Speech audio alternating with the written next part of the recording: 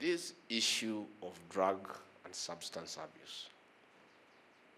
I sat down with President William Ruto, my boss, and we agreed that there was a problem, and a big problem. And the president asked me to lead the war against drug and substance abuse. And among the regions that were very affected was the Mount Kenya region. We were losing an entire generation in another 10 years.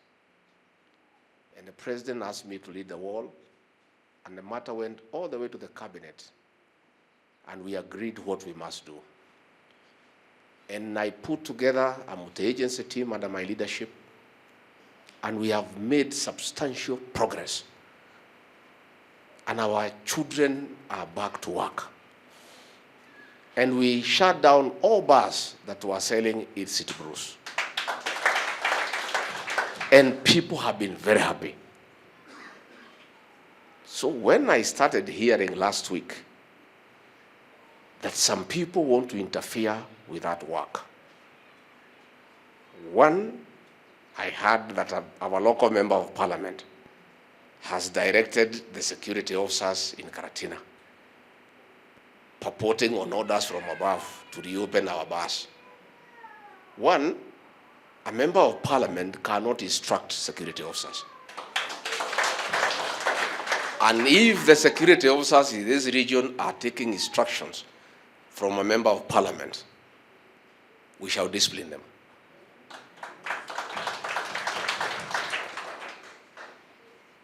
But to my shock, I came last night. This morning, as I was walking around in the village, I came face to face with what I knew a year ago. I found some young men at 6 a.m. in the trenches drunk, which means some bars have been reopened. Let me say this. One, I've never missed a single cabinet meeting, so there is no decision that has been made by the cabinet to stop the war against illicit brew. Number two, the last meeting I chaired 10 days ago, we are on course. Let me say this because it's important that I say so. One of the most successful intervention that has made people very happy in this country and in this region with the government of President William Ruto was a war against illicit brew. Anybody stopping that war or undermining it is setting the president and the government against the people. And if you people at the interior think that you want to interfere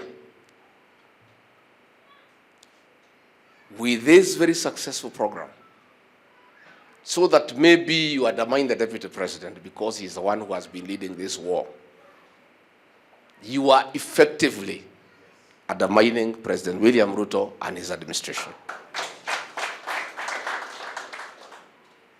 And let me say, Mr. President, if you allow overzealous officers at Harambee House with a political scheme to interfere with this war against illicit brew, those people, those officers will set you up against the people. Nao watu watakosanisha rais na wananchi. True or false?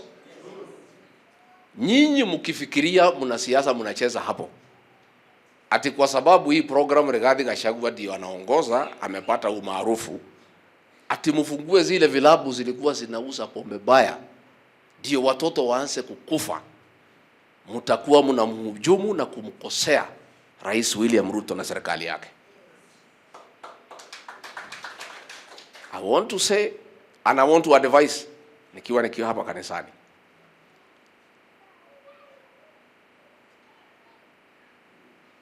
The popularity or otherwise of our administration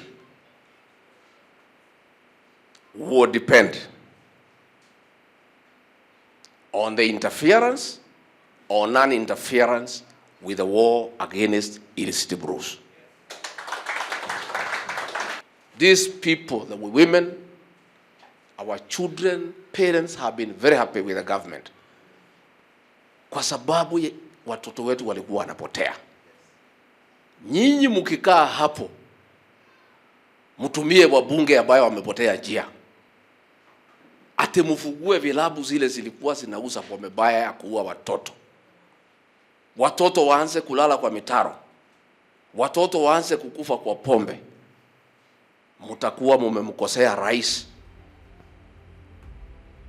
And the political damage you do to the president and the government will not be repaired.